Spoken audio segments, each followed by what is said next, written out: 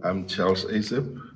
I'm an inhabitant of Falkras. Falkras is a village in the southern part of the country in Karas region.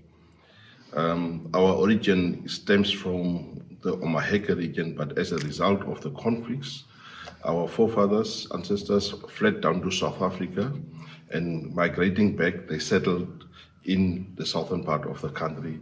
We are originally Hereros, but unfortunately, because of the environment, we lost our language and culture. So that is where I am from. To explain further, it's where Captain Hendrik Bodboy Eiseb was shot by the German colonialists, and he bled to death.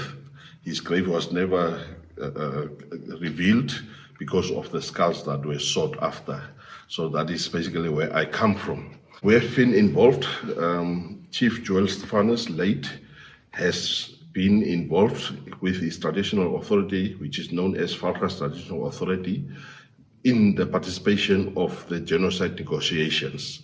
The invitation came from the Vice President, the late Vice President, Dr. Niki Iambo of Republic of Namibia, and then he offered to be part of the negotiation process.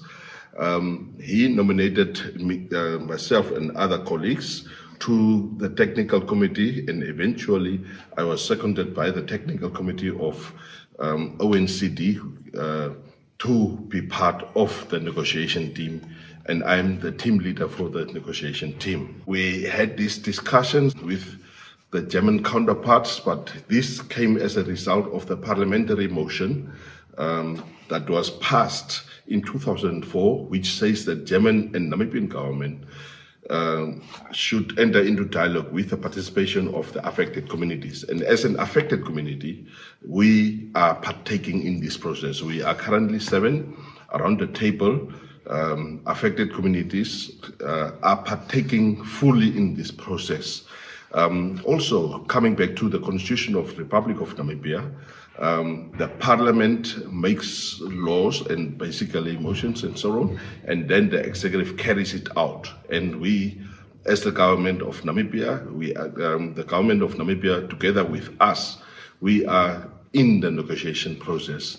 So in a nutshell, that is basically where we are. Yeah, there are so many ways that we can embark on with regard to remembrance. There's this research that needs to be done pertaining to what happened in the relationship between Germany and Namibia.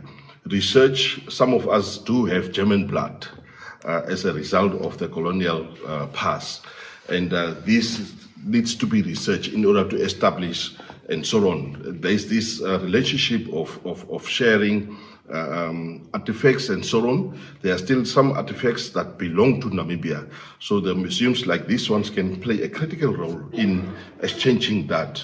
So there are a number of ways that we can always communicate. Establishment of museums to portray the past from where we are coming. That is one of them.